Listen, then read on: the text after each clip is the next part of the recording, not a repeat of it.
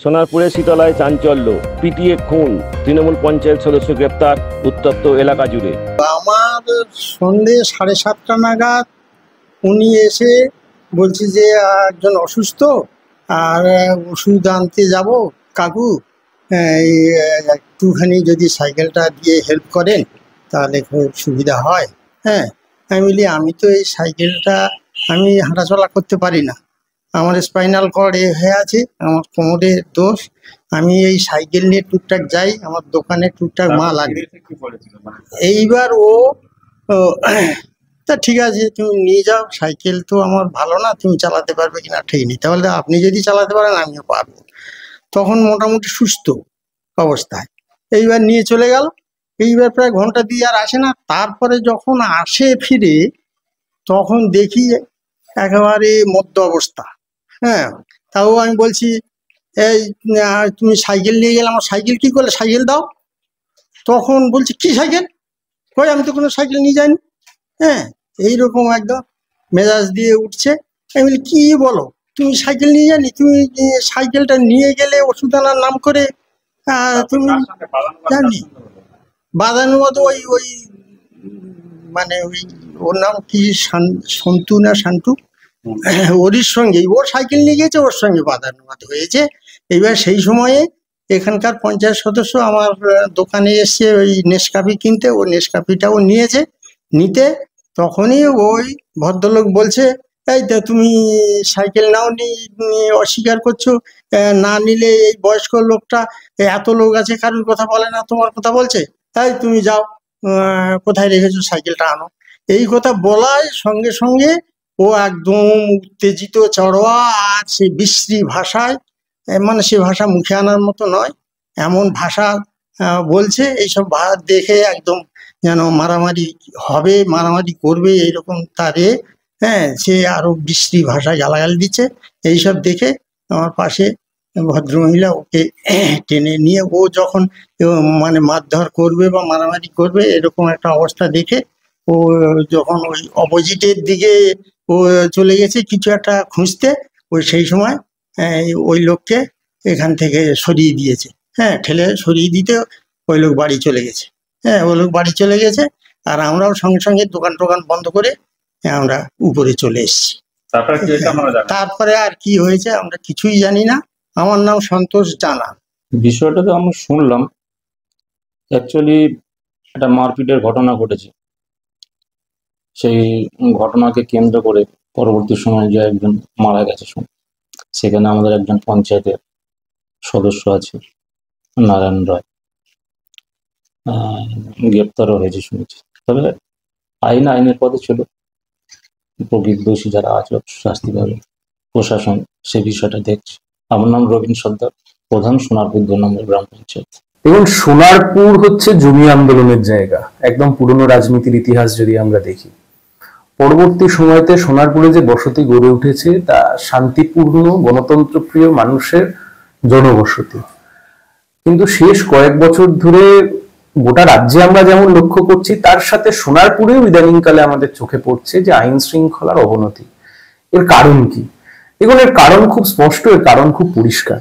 1 নম্বর কথা, আমরা দীর্ঘদিন ধরে বলেছি এই যা সমাজবিরোধী দুষ্কৃতি যা কিছু রয়েছে, সব শাসক দলের ছত্রছায়ায় এদের একটা বাড়বাড়ন্তর জায়গা তৈরি হয়েছে। এবং সোনারপুরের ক্ষেত্রে বাড়তি অক্সিজেন যোগাচ্ছেন হচ্ছেন বিধায়ক। গোটা রাজ্য জুড়ে আইন শৃঙ্খলার একই অবস্থা, এমনটা নয় যে সোনারপুরে একটু খারাপ অবস্থা, কিন্তু দুর্ভাগ্য যে সোনারপুরে এটা ছিল না, যেটা সোনারপুরে আমদানি হয়েছে। এখন শাসক দলের মদতে এগুলো গোটা রাজ্যে চলছে, সোনারপুরে হচ্ছে, সোনারপুরের এক্সেস হয়ে গেছে, এক্সেসিভ পর্যায়ে চলে গেছে। তার কারণ বিধায়ক। আমি আগেও বলেছি, আবারও বলছি, সোনারপুর দক্ষিণের বিধায়ক, তার ডান হাত পুলিশের সাথে থাকে, বাঁ হাত থাকে দুষ্কৃতীদের সাথে, এবং তিনি তার দুষ্কৃতী কাজকর্মের সবচাইতে নির্লজ্জতম বড় পরিচয় দিয়েছেন পঞ্চায়েতের কাউন্টিং সেন্টারে গিয়ে ভোটের ব্যালট লুট করে। এবং এই যে গ্রেপ্তার হয়েছে সোনারপুর 2 এর একজন পঞ্চায়েত সদস্য, তৃণমূল কংগ্রেসের পঞ্চায়েত সদস্য, গণপিটুনিতে কি নাম, যে গ্রেপ্তার হয়েছে সে তো হেরে গেছিল, এই বিধায়ক গিয়েই তো জিতিয়েছে সব লুটপাট করে। ফলে আবারও বলছি, সোনারপুরে এটা হচ্ছে, তার কারণ সোনারপুরের পুলিশ প্রশাসন তাদের যা সক্রিয়তা মানুষ আশা করে প্রশাসনের কাছ থেকে, সেই সক্রিয়তা তো নেই, বেশিরভাগ ক্ষেত্রে তো নেই। কাউন্সিলর তিনি তার নিজের ওয়ার্ডে যেতে পারেন না, তার নাকি প্রাণের ভয়ে আছে। অন্য কোন কাউন্সিলর, একজন মহিলা কাউন্সিলর, তাকে তার দলের যুব নেতা এমন বিয়ে প্রস্তাব দিয়েছে সে ভয় বাইরে বেরোতে পারছে না। এমন 3-4 জন কাউন্সিলর রয়েছে যারা ভয়ে ভয়েতে রয়েছে। ফলে গোটা সোনারপুর জুড়ে যদি কাউন্সিলররা ভয়তে থাকে, শাসক দলের জনপ্রতিনিধি যদি ভয়ের মধ্যে থাকে, তো সাধারণ মানুষ কি অবস্থায় রয়েছে, বিরোধী রাজনৈতিক দল কি অবস্থায় রয়েছে, আমরা কোন অবস্থায় রয়েছি? আমাদের পুলিশ প্রশাসনের কোনো প্রোটেকশন লাগে না, কারণ আমাদের কলজা আছে, আমরা লড়ে নিতে পারি, কাঁধে লাল ঝান্ডা আছে, সাথে মানুষ আছে। কিন্তু আমাদের কথা হচ্ছে যে এটা যদি আইন শৃঙ্খলার অবস্থা হয়, তো কোথায় যাবে মানুষ? কিন্তু কিছুদিন আগে সোনারপুরের একজন মহিলা একজন কাউন্সিলরের বিরুদ্ধে একটা অভিযোগ করতে গেলেন, থানা কার্যত প্রথমার্ধে নিল না, দ্বিতীয়ার্ধে চাপে পড়ে নিল, সে তদন্ত বিষবাও জলে। এবং আপনি লিখে নিন, আপনি ভিডিও রেখে দিতে পারেন, আগামী বিধানসভা ভোটের আগে এই খুনের মামলায় যে কজন গ্রেপ্তার হবে এদের সবার জামিন হবে। এবং এই যে কাউন্সিলরের বিরুদ্ধে ওই এফআইআর হয়েছে, বেশিরভাগ প্রবাবিলিটি আমি পুলিশের বডি ল্যাঙ্গুয়েজ দেখে যা বুঝেছি, হয়তো চার্জশিটই দেবে না, ফাইনাল রিপোর্ট দিয়ে বলবে আমি তদন্ত করে কিছু পাইনি। এটা যদি পুলিশ প্রশাসনের অবস্থা হয়ে গিয়ে থাকে, দুর্ভাগ্যজনক। সোনারপুরে যা হওয়ার তাই হচ্ছে। সোনারপুর থানাকে আরো বেশি সক্রিয় হওয়ার কারণ উচিত ছিল, তার কারণ সোনারপুর থানার জুরিসডিকশন যে বাউন্ডেশন, এই বাউন্ডারির একটা অংশে পড়ে ভাঙড়, একটা পড়ে ক্যানিং, একটা পড়ে কেএলসি, ওদিকে পড়ে বিষ্ণুপুর। ফলে একটা বিশাল বড় সোনারপুর থানার কিন্তু এরিয়া। এই সোনারপুর থানার এরিয়াতে পুলিশের যে তৎপরতার সাথে তার যে ল অ্যান্ড অর্ডার মেনটেন করবার কথা ছিল, তা তো পুলিশ করছে না। আমি তো পুলিশকে এই জুরিসডিকশনে পুলিশকে দেখতে পাই, এমএলএ যখন যায় এমএলএ সামনে পিছনে ঘুরে বেড়ায়, কোনো কাজ নেই। আর কোন এমএলএ কে সামনে করে পাইলট কার দিয়ে নিয়ে যেতে হয়, আমি গোটা রাজ্যে তো আর কোনো এমএলএ চোখে পড়ে না, শাসক দলের এমএলএও চোখে পড়ে না। কিছু এমএলএ রয়েছে তাদেরকে ভিআইপি ট্রিটমেন্ট দিয়ে রেখেছে, কারণ তাদের প্রোটোকলের মধ্যে পড়ে রাজ্য সরকার। আমি পরবর্তীকালে যা শুনেছি, যা হওয়ার কথা নয় এক কথা বলতে গেলে, কিন্তু তাদের নাকি সিকিউরিটি ইস্যুর জন্য তাদেরকে কিছু দেওয়া রয়েছে। এনার কি সিকিউরিটি ইস্যু রয়েছে? হাজবেন্ড আইপিএস অফিসার, ডান হাতে পুলিশ, বাঁ হাতে দুষ্কৃতী। গোটা সোনারপুরের যে রাজনৈতিক একটা সৌজন্যের পরিবেশ ছিল, সে সৌজন্যের পরিবেশ নষ্ট হয়ে গেছে। এবং তার মূল দায়, আমি আবারও বলছি, সোনারপুর পুলিশ যদি সক্রিয় থাকতো, কিচ্ছু না, কারোর জন্য কিচ্ছু করতে হতো না, যদি সক্রিয় থাকতো তাহলে এই ঘটনা কেউ ঘটাতে পারতো না। আপনি কল্পনা করতে পারছেন সোনারপুরে গণপিটুনি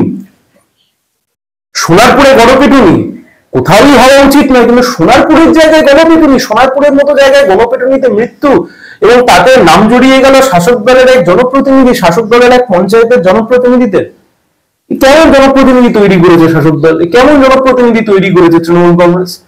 সব বিধায়কের ডান হাত বাঁ হাত, প্রত্যেকে বিধায়কের ডান হাত বাঁ হাত, প্রত্যেকে, ইচ অ্যান্ড এভরি ওয়ান। আমি আপনাকে বলছি, এবং এই যা আপনি এই সোনারপুরের অসামাজিক কর্মে আপনি যাদের নাম খুঁজে পাবেন, আসলে দুর্ভাগ্য সেদিনের ভিডিও কারোর কাছে নেই। ওই যে কাউন্টিং সেন্টার লুট হয়েছিল সোনারপুরে, আপনি দেখবেন বিধায়কের আগে পিছনে ডান দিকে বাঁ দিকে সবাই ঘুরে বেড়াচ্ছে, প্রত্যেকে ঘুরে বেড়াচ্ছে। লজ্জার। সায়নী ব্যানার্জি। এটা ঠিকই যে সোনারপুর শান্তিপূর্ণ এলাকা, কিন্তু গত কয়েক বছর যাবত আমরা দেখতে পাচ্ছি, বিশেষ করে লাস্ট ইলেকশনের পর থেকে, যিনি এখানকার এমএলএ হওয়ার পর থেকে তৃণমূলের গোষ্ঠীদ্বন্দ্ব মারাত্মক পর্যায়ে পৌঁছেছে, এবং তার ফলে তারা বিভিন্ন সমাজবিরোধী, এক একটা গ্রুপ এক একটা সমাজবিরোধীকে আশ্রয় দিচ্ছে, এবং সেটাকে কেন্দ্র করে তাদের মধ্যে বিভিন্ন জায়গায় মারামারি হচ্ছে, রেষারেষি হচ্ছে।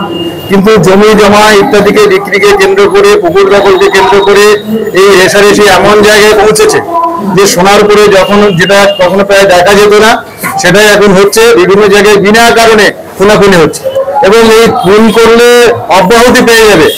পশ্চিমবঙ্গের খুনিরা এই আশ্বস্ত, এই ব্যাপারে তারা বোধহয় আশ্বস্ত হয়ে গেছে। কারণ শীতলায় অত্যন্ত ছোট্ট একটা কারণকে কেন্দ্র করে, একটা সাইকেল রাখার ঘটনাকে কেন্দ্র করে সূত্রপাত, কিন্তু এর পিছনে নিশ্চয়ই অন্য কোনো কারণ আছে, এবং জমি জমা দখল সংক্রান্ত বিষয় এবং তাদের ভাগ বাটোয়ারা নিয়ে কোনো বিষয় নিশ্চয়ই আছে। নাহলে এই ছোট কারণে এরকম খুনোখুনি হতে পারে না। যে কারণেই হোক, যে এই শীতলার বাসিন্দা তারা 3 জন, এই সন্ধ্যাবেলায় তাদের মধ্যে একটা বচসা হয়, এই সামান্য বচসাকে কেন্দ্র করে এরপরে রাত্রি 12টা নাগাদ তাদেরকে বাড়ি থেকে ডেকে নিয়ে আসা হয়।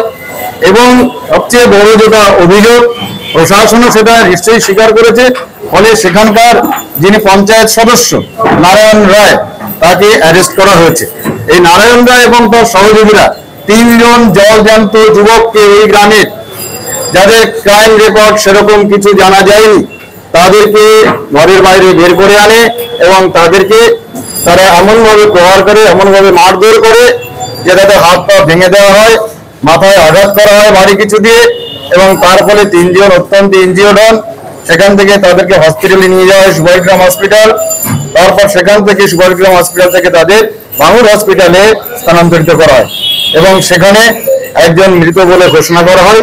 গতকাল রাত্রে তার মৃতদেহ বাড়িতে নিয়ে আসা হয়, কিন্তু বাড়িতে এমন একটা অবস্থার সৃষ্টি করা হচ্ছে যে বাড়ির লোক কোনো সংবাদপত্রের সঙ্গে কথা বলতে চাইছেন না। নিশ্চয়ই তাদের উপরে, মানে তাদের ছেলে খুন হয়েছে, তাদের পুত্র খুন হয়েছে, তা সত্ত্বেও বাড়ির লোক অভিযোগ করতে এগিয়ে আসছেন না, সংবাদপত্রে মুখ খুলতে চাইছেন না। তাহলে কি পরিমাণে তাদের প্রতি সন্ত্রাস তৈরি করা হয়েছে। ইতিমধ্যে জানতে পেরেছি যারা আরো 2 জন আহত ছিল তাদের মধ্যে আরো একজন মারা গেছে এবং আরেকজন মৃত্যুর সঙ্গে পাঞ্জা লড়ছে। সোনারপুরে অত্যন্ত এটা অভাবিত ঘটনা যে এরকম সোনারপুরে এই ধরনের ঘটনা আমরা খুব কম দেখেছি। খুব শান্তিপূর্ণ এলাকা, রাজনৈতিক গোলযোগ সেই অর্থে নেই, কিন্তু তৃণমূলের গোষ্ঠীদ্বন্দ্বে এরকম একটা জায়গায় পৌঁছেছে যে এখানে রাজনৈতিক অশান্তি খুনোখুনিতে পরিণত হয়েছে। মনোরঞ্জন যোদ্ধা, যাদবপুর সাংগঠনিক জেলা ভারতীয় জনতা পার্টির সভাপতি।